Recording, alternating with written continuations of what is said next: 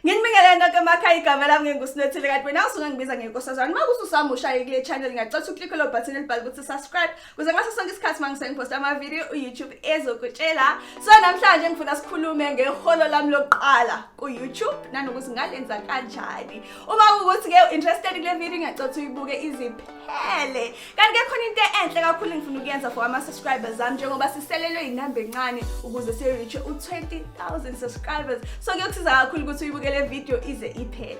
So before uze uhole ka YouTube ufanele ku YouTube approve. Ngayenza ke i-video ehlukene ukunichazela ukuthi uzo approve fanele kube kanjani. Makuthi ngiyayithanda siningangitshela ke lapha ku comment section ukuthi mangiyenze.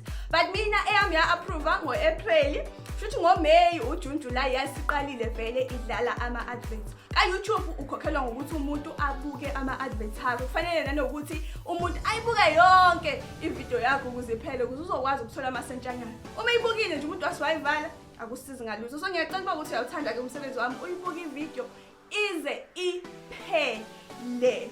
So aqala ukudlala ama adverts uMay, uJune, uJuly.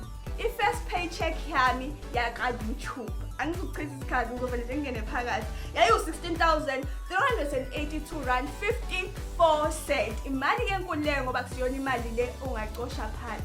Into engenza ukuthi ngintshele imali engayiholi ngoba ngifuna ukugqugquzela abantu abanalo ikhono. Ngaba ukuthi ikhono lokucula, ikhono lokupheka, lokudansa, yabone loku-act, lokupresenta. Thatha i-camera yakho, thatha ifoni yakho, mina ngikhonde efonini. Thatha ifoni yakho uyibekele uyivideoize, ufake izinto zakho ku-YouTube. Angenzeke kube nenhlanhla, ube kulabo abantu abazothi uma befaka ama-video abo bevele bebuka abantu abaningi. Ugcine nawe usuziholela. Mhlawumbe uzohola ngisho ngaphezulu ka-16,000 lo ngahola. Ngoba mina u16,000 kwakuyimali yenyanga ezintathu wangasiyona yenyanga eyodwa. Shuthi mhlawumbe ngasho ukuthi ngenyanga ngihola 4,000, 5,000 kuya lapho. Kodwa hayi njalo, kuya ngokuthi ama-video ngiyawenza yini njengoba ngingawenzi nje inyanga noma amaviki uthola into encane esuke ukuthi iqhamuka kulama video akho akudala.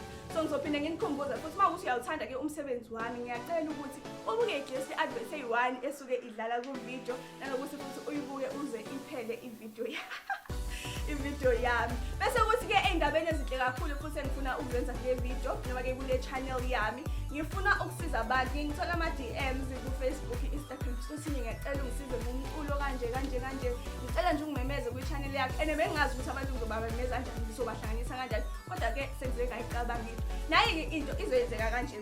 Wena usekhaya uma ukuthi ke umculi, ngaba ukuthi umculi wamaskandi, owe hip hop, owe house music, owe rap, owanwano wamapiano, uma nje unengoma erekhodiwe uzokusebenza kanje ukuze mina ngidlalele ingoma yakho mahala, angikhokhisi. Indlela leyo yokubonga abantu ngendlela sebengisaphothe ngayo njengoba nje sesizoreach u20,000 subscribers very soon. So indlela le ngifuna ukuthi ngiyabonga ngisiza umuntu wabe inhloso yokuqala le channel from eqaleni kwakuwukuthi ngisize abantu ngendlela ethile. Yeah. So uzongisendela i-video clip yakho ungitshela ukuthi ubani wena, ubizwa ngubani emculweni, ithini igama lengoma yakho, singakuthola kanjani kuma social media noma ke futhi singayithola kanjani ingoma yakho. Ufuna kube yinto kanje. Sanibonani nonke, igama lami nginguSinothile kanti wena ke usungangibiza ngenkosazana. Ngiqhamuka phansi olunde esigodini. Ingoma yami le ngiyithanda kakhulu, ihloko sayo sithi dali wami nguwe wedwa. Kanti ke uma ufuna ukuhlangana nami kuma social media usungangithola ku Facebook uSinothile Gabela, ku Instagram @inkosazana. Uzobusuyisanda ke lo video clip noma ke lo voice clip kumina 30 seconds kuphela, ngifuna ukuthi yeqele. Obese futhi uphinde ungisendele 30 seconds wengoma yakho wena leyo ucabanga ukuthi imnandi okudlula kuzo zonke. Mina ngizobe sengidlala i-voice clip ku YouTube channel yami.